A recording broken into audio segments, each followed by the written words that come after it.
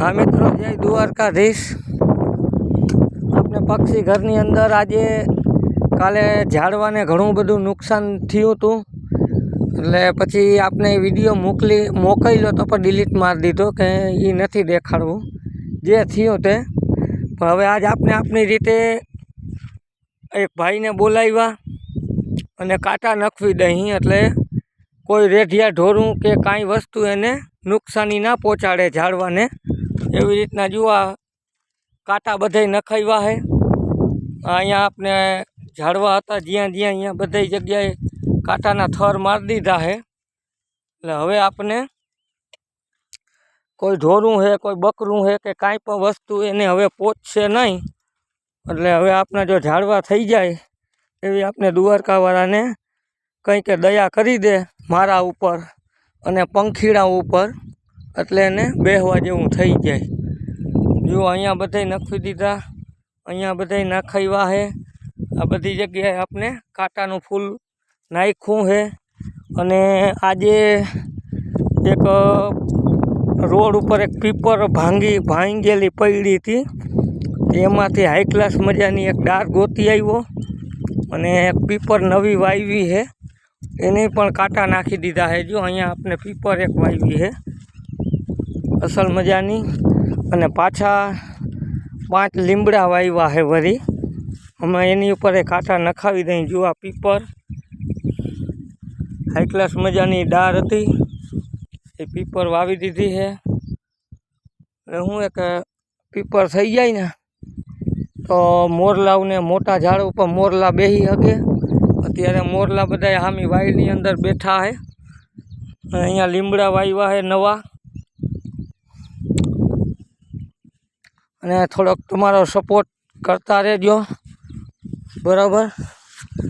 આજ તમને મારા ફોન નંબર મોકલાવું હું. જે કોઈ ભાઈની કાંઈ પણ ઈચ્છા હોય તો મદદ કરજો. પક્ષી ઘર કોઈને દેવા હોય તો ભલે, ચણ કોઈને દેવું હોય તો ભલે. જુઓ ચણ મારે આજ થોડોક પંખીડાઓને હેરાન કરું હું, કેમ કે હું આ ટેબલની આજુબાજુ માટા મારી એટલે સરખે ચણી નથી શકતા. એ સામે પાવેરાય બેઠા છે વાટ જોઈને. પણ થોડીક વાર અમે રોકાશી. આ કાંટા હમણાં પડી જાય ને પછી અમે વયા જાહી, બરાબર. અને હા, આ વિડીયો ખાસ કરી અને આપણા હનુમાન દાદાનું મોટું એવું મંદિર છે સાલંગપુર, અહીંયાથી કારુભાઈ પણ પક્ષી ઘરનું ઘણું બધું, એને તો આપણા કરતાં વિશેષ જગ્યા બનાવી છે. એને આપણે હવે અવરા મેસેજમાં ઘણીવાર હવે વાતચીત અમારી બેયની થાય છે. તો એને મને કીધું કારુભાઈએ કે પીપરની દારૂ મોટી હોય વાવો તોય ફૂટી જાય. અને આ મારા ફોન નંબર છે. જે કોઈ ભાઈને કાંઈ ઈચ્છા થાય તો આ ફોન નંબર છે, બરાબર.